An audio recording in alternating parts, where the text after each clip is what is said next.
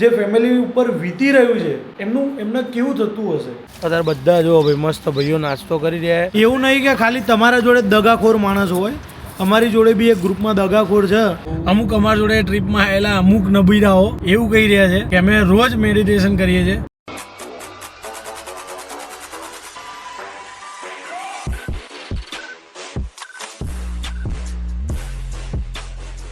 Good morning, કેમ છો તમે બધા? આઈ હોપ તમે બધા મજામાં હશો. આજે બીજો દિવસ છે લેહ લદ્દાખ જે ટ્રીપ હતી એનો બીજો દિવસ છે.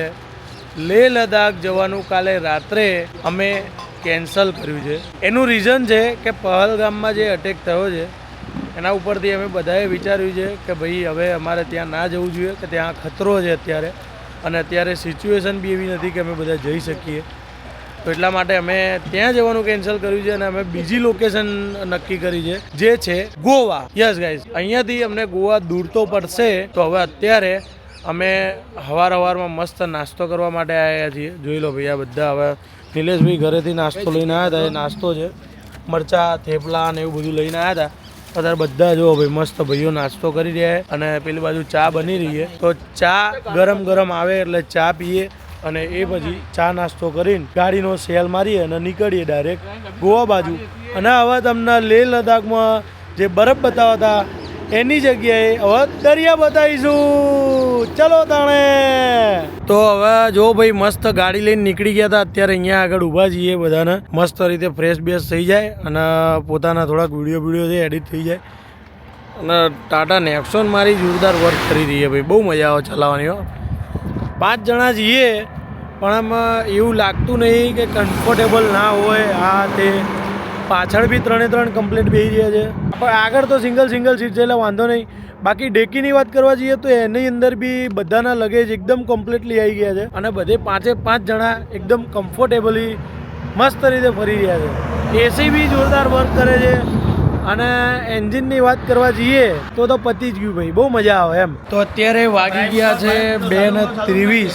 અમે ઊભા રહ્યા છીએ ફાઇનલી એક જગ્યાએ જમવા માટે, કારણ કે અમે જે રસ્તે આવતા હતા ને ત્યાં આગળ કોઈ હોટલ દેખાતી નથી, એકદમ સુમસામ હતું ગામડા. અત્યારે હા, એકદમ ગામડાઓ વાળો રસ્તો હતો અને અત્યારે હાલ એક જગ્યાએ હોટલ મળી છે અને 4-5 ગાડીઓ ઊભી છે. નાગોરની અંદર છીએ હાલ. નાગોર ને અજમેર આવી ગયું. નાગોર જિલ્લો લાગુ પડે છે. બાકી આ ગામ તો આપણને ખબર નહીં કયું ગામ. અજમેર આવી ગયું ભાઈ. અજમેરમાં છે. એટલે ભાઈ અજમેરની જોડે છે અને જિલ્લો નાગોર લાગુ પડે છે. એટલે નાગોર અને અજમેરમાં જઈએ, એમ કહેવાય કે રાજસ્થાનમાં જઈએ ફાઇનલી. અને વાત કરવા જઈએ તો અત્યારે જમવામાં મસ્ત અને એવો જોરદાર રોસ્ટેડ પાપડ મંગાવી દીધો છે. અને તપનભાઈએ શરૂઆત કરી છે મસ્ત ડુંગળી, ટામેટું નહીં બે ક્યાં ટામેટું બતાવો. ટામેટું સોરી, લીંબુ નાખી દીધું, લીંબુ અને મરચું. અને આ નિલેશભાઈએ જો ભાઈ, અત્યારે નિલેશભાઈએ બહુ ભૂકા કાઢવાનું ચાલુ કર્યું છે. આ સોડાભાઈ હવે ના પાડતા ના કરતા ચાલુ કર્યું છે, ભૂકા કાઢશે.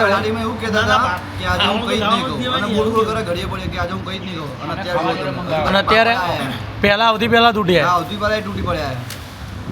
બરોબર ભાઈ, જો આ રીતે અમારા જોડે બી એવું નહીં કે ખાલી તમારા જોડે દગાખોર માણસ હોય, અમારી જોડે બી એક ગ્રુપમાં દગાખોર છે. જો ફાઇનલી જમવાનું મંગાવી દીધું, જમવાનું આવી જાય એ પછી અહીંથી રવાના થઈએ અને આજની નાઇટ કદાચ રાજસ્થાનમાં જ રોકાવાનું થશે. તો બતાવીશું તમને, ગાઈડ કરીશું કેમનું છે શું છે. કારણ કે આ રીતનું કોઈ અમારે જેવું તો ઉપાસન કરે નહીં કે ગુજરાતથી રાજસ્થાન આવે, રાજસ્થાનથી ગોવા જાય, એવું કોઈ ના કરે.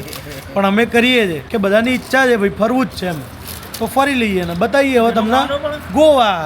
અત્યારે હાલ અજમેર પુષ્કર વાળો હાઈવે છે અને ત્યાં આગળ આ ઘાટીઓ જો ભાઈ ગજબ દેખાઈ રહી છે આજુબાજુમાં. હા હા, જો. અને ધીમે અમારી ગાડી જઈ રહી છે. સ્પીડ છે અત્યારે 80-85. કન્ટિન્યુઅસલી એક ધારી ચલાવી રહ્યા છીએ, શાંતિથી સફર કરી રહ્યા છીએ, કારણ કે બધાએ જમી લીધું છે અને વળાંકવાળો રસ્તો છે. મેડિસિનમાં જઈશું હવે. હા, હવે બધા પેલા મેડિટેશનમાં જતા રહેશે.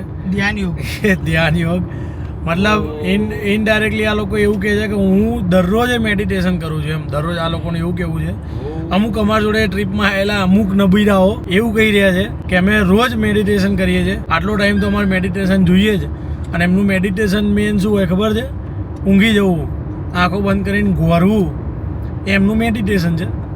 એટલે નબીરાઓને જ્યારે એમના મેડિટેશન હોય ને ત્યારે એમના મેડિટેશનમાં અમે બહુ હેરાનગતિ આલીએ છીએ. એટલે એ તો છે જ તે, જોડે જોડે મજાય કરીએ છીએ એમ. કેમ નહીં આવતો શીખવાડો. અત્યારે હાલ તો હાઈવે સીધો જવાય. એટલે પણ ઝાડા જોતા મારી ઉપર ટેકો દઈને બેસી જાય છે.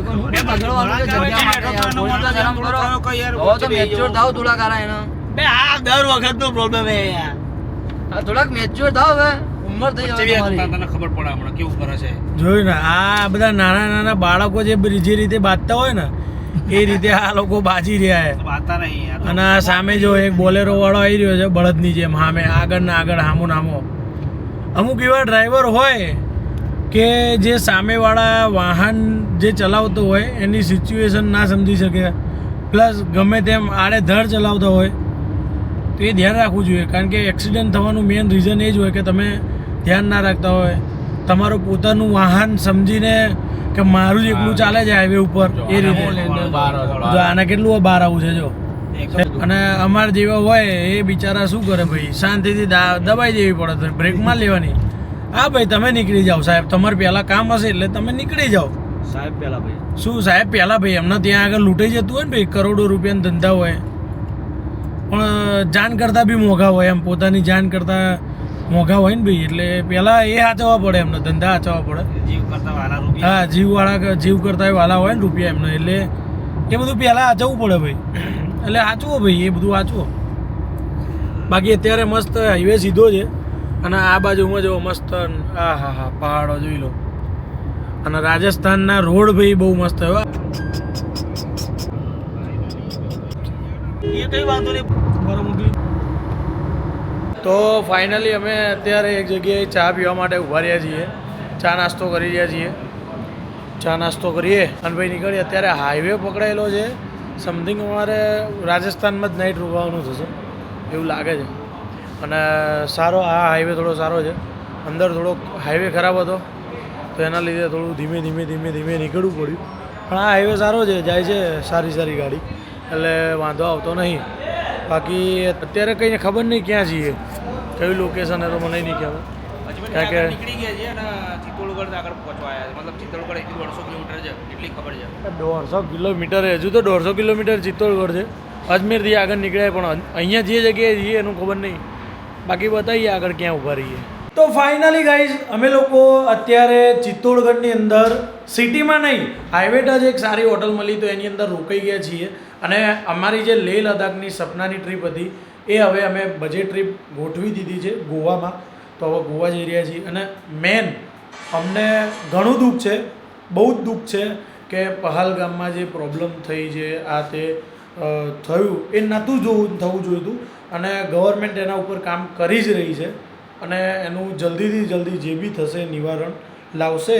અને લેન્ડસ્લાઇડ ને એવું બધું તો થતું જ હતું, એ બધાને અમે ઇગ્નોર કર્યું હતું. લેન્ડસ્લાઇડ બી થઈ હતી આની પહેલાં, જ્યારે જમ્મુ કાશ્મીર જે હાઈવે છે ત્યાં આગળ એક ગામડામાં 14 કિલોમીટરનો રસ્તો તૂટી બી ગયેલો હતો. અને એ લેન્ડસ્લાઇડના લીધે અમને લાગતું હતું કે લેટ થશે તો અમે નીકળ્યા હતા અને ક્યાંક 2-5 દિવસ વધારે બી રોકાત.